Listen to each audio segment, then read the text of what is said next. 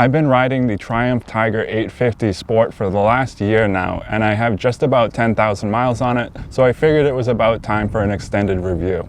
So far, I'm really loving this bike, and I have a lot to say about it, so let's jump in. For starters, this bike costs just over 12 grand. That's not bad for an adventure bike. That's $5,000 less than the 900 Rally Pro, so I think this makes the 850 a great contender in the adventure market at a reasonable price. The seat height is 32 to 33 inches and it weighs 423 pounds dry or 192 kilograms, and that would be about 474 pounds curb weight. It also has a 5.28 gallon fuel tank or 20 liters. The 850 is actually 888 cc's and packs plenty of power at 84 horsepower and 60 foot-pounds of torque. This engine is also a triple cylinder, which I think has some interesting characteristics, and I love the sound of it.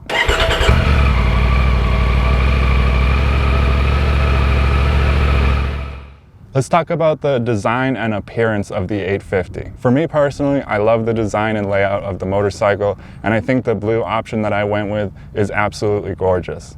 I like the look of the headlight and the beak, and the fuel tank looks muscular and hardy. I like the blacked out frame and dark color engine. I also find the graphics to be aesthetically pleasing. I do wish the passenger foot pegs were black too, but that's kind of a minor gripe. As far as build quality, this bike feels really well designed and put together. For what might be considered an entry-level adventure touring bike, I feel like they didn't skimp in the engineering department of this motorcycle. One downside I have found is that the difficulty finding aftermarket parts like crash bars and skid plates, etc. The flagship 900 Rally seems to have a much wider selection, so I wonder if the 850 is still too new or if they just aren't planning on having accessories options for this motorcycle.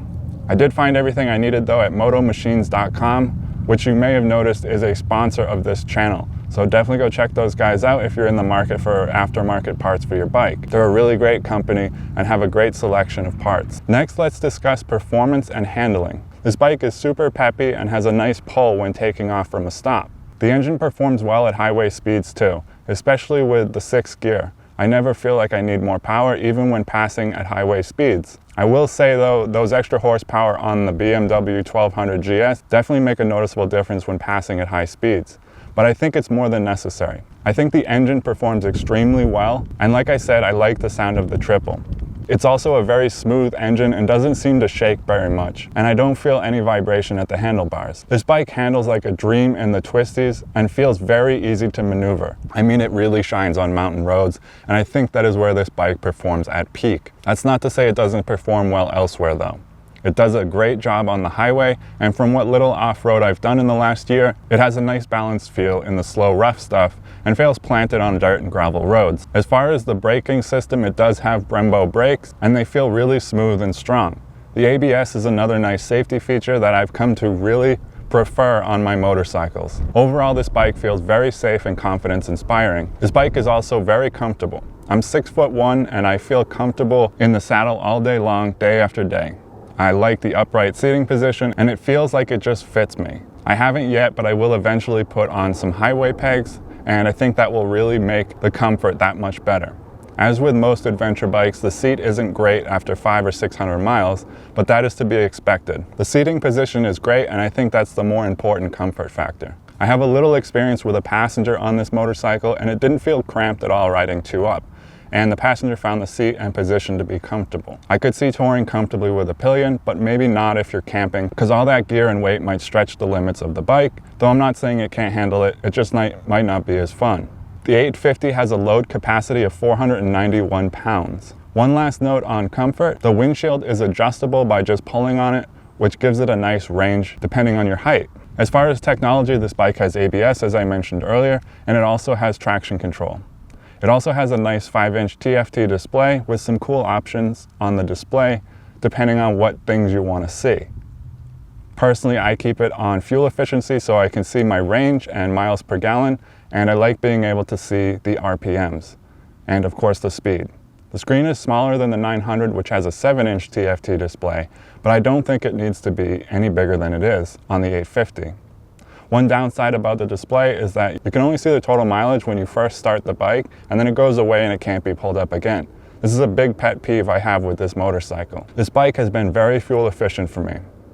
I think I'm averaging about 50 plus miles per gallon, obviously depending on speed, but I tend to putt along and I'm not really racing to get anywhere. The range on the fuel tank is a little more than 225 miles or 360 kilometers. As I said earlier, the tank has a capacity of 5.28 gallons or 20 liters. The next category to discuss is a major downside to this bike: maintenance. The bike is extremely reliable and nothing has broken yet or malfunctioned so far, but I just took my bike in recently to get an oil change because I didn't feel like doing it myself, and plus I wanted the service reminder reset. It was $200 for an oil change. I know prices of everything are going up, but even my BMW wasn't that expensive. So that is a definite downside to the Triumph, but like I said, it's super reliable, so if you do your own maintenance, which I will be doing going forward, it really should eliminate this major downside. As far as long term, I have yet to see, but the bike is really well made and designed, so I don't foresee any major issues. As far as cost and value for your money, I think this bike is priced where it should be. Considering other similar options, I think it's a great value for anyone daily commuting, touring, riding on-road or mild off-road. It's a great bike and I definitely don't regret buying it, nor do I wish I went with the more expensive 900. I do sometimes miss the BMW, but I think for the price it fits my budget and I think it's a good buy for most riders. Not all. If you want to do gnarly off-roading, maybe consider the 900. Though the 850 has the same engine as the 900, just slightly detuned. In conclusion, I love this bike. It gets me excited to get out and ride, and that's the most important thing, I think. I love the way this bike looks. The blue is awesome and the bike looks sleek and well designed. I get great fuel economy and range, and I'm able to comfortably carry me and all my gear for long moto trips. And it performs well at the off-road I have been doing, and maybe even a little more than that. It's everything I need in a bike and at a very reasonable price point.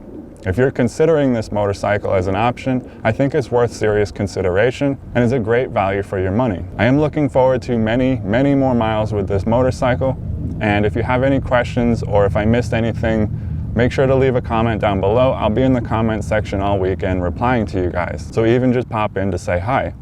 Anyways, that's it for today's video. Thanks for watching, and I'll see you in the next one. Ride safe.